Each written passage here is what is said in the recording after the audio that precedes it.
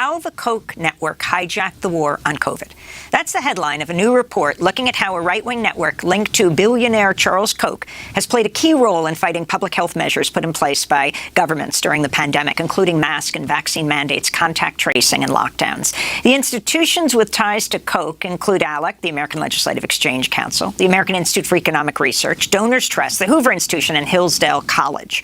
We're joined now by reporter Walker Bragman of the Daily Poster. So we found that this vast, opaque, right-wing network of nonprofits has been funding and promoting anti-lockdown, anti-public health, activism, research, and messaging. They employed the same model that was used during the to create the Tea Party. That model was laid out by Jeff Nesbitt, who's a former communications official at the FDA and in George H.W. Bush's White House. And that includes an academic network to support the movement intellectually, policy networks in every state, a grassroots alliance, a propaganda arm, and a national coordinating group to make it all run smoothly. So our focus was primarily on the academic network, but we also talked a little bit about the grassroots movement as well. So as early as April 2020, you see groups like FreedomWorks, which was instrumental in the Tea Party protests in 2009, begin promoting protests against lockdowns. Americans for Prosperity, the American Legislative Exchange Council, were calling on Trump to keep the country open. AFP started in March 2020, like really shortly after the virus arrived stateside. And Trump was receptive to those messages. On March 24th, he said that he wanted to reopen America by Easter. In addition to those efforts, Koch-backed groups have funded and supported academic research that is against lockdowns and other public health measures. The Great Barrington Declaration, which arose in October 2020, came out of a conference hosted by the Koch-backed American Institute for Economic Research. In Great Barrington? Yes, in Great Barrington, Massachusetts. That document recommended that countries around the world, governments around the world, adopt a strategy of herd immunity through natural infection, where only focused protection is implemented to protect the most vulnerable, but otherwise the virus should be allowed to rip through the younger, healthier populations. That document was extremely influential in a number of countries, including the United States. Obviously, Trump was very interested in the quick fix it promised to his pandemic woes during his reelection campaign. And his senior officials in his White House were promoting the document to him, like Scott Atlas, his COVID Stanford advisor. Yes, Scott Atlas was a Stanford professor. He's a neuroradiologist, not a public health expert, but he was the head of Trump's COVID team, and he promoted the Great Barrington Declaration and its message. And over we've seen this strategy sort of play out and fail everywhere where it's been implemented. Here in the U.S., in the U.K., Prime Minister Boris Johnson was really slow to react to the virus. That has been attributed to his support for herd immunity through infection. Sweden adopted a herd immunity through infection strategy, and in all of these places, they've seen extreme numbers of deaths and cases. Florida and Texas, two states in particular that pushed reopening very quickly, accounted for 1/3 of all U.S. COVID deaths this summer. A new report out of the UK Parliament found that Boris Johnson's sluggish response to COVID cost thousands of unnecessary deaths. Sweden has seen more deaths and cases than its immediate neighbors. In August, 11 out of every 100 people in Sweden had been infected with the virus. Walker Bragman, can you talk about Hillsdale College, the conservative Christian institution with connections to the Trump administration? Absolutely. So Hillsdale College is a small conservative college in Michigan. It was founded in 1844, and it's been a bastion of conservative thought ever since. And Justice Clarence Thomas actually called it a shining city on a hill.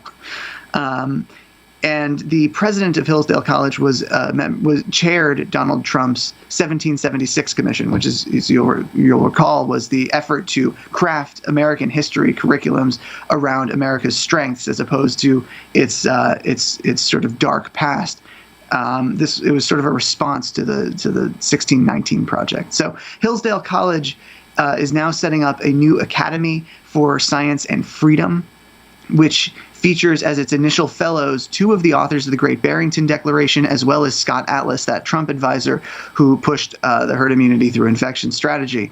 And yeah, that's sort of where we're at. It's the latest effort to provide an academic cover to this sort of fringe theory of public health. And the Mercatus Center, where does that fit in? So the Mercatus Center is another Koch-funded institution out of George Mason University. And in June, Mercatus started funding the research of Professor Emily Oster, a Brown University economics professor and parenting blogger who's been really prominent throughout the pandemic for calling on schools to reopen. She's been amplified by The Atlantic, and Rolling Stone did a feature on her. Her views have been controversial. She was calling to bring children back into classrooms before we even vaccinated teachers, saying there's very low risk, it doesn't spread in schools. And, her ideas as well, have been shown to be wrong. When Delta first arrived in the U.S., one of the first places it spread were schools. And now we're seeing, again, Oster reemerge, and her research is being funded by this Koch-backed institution. Now, the reason why the Koch brothers are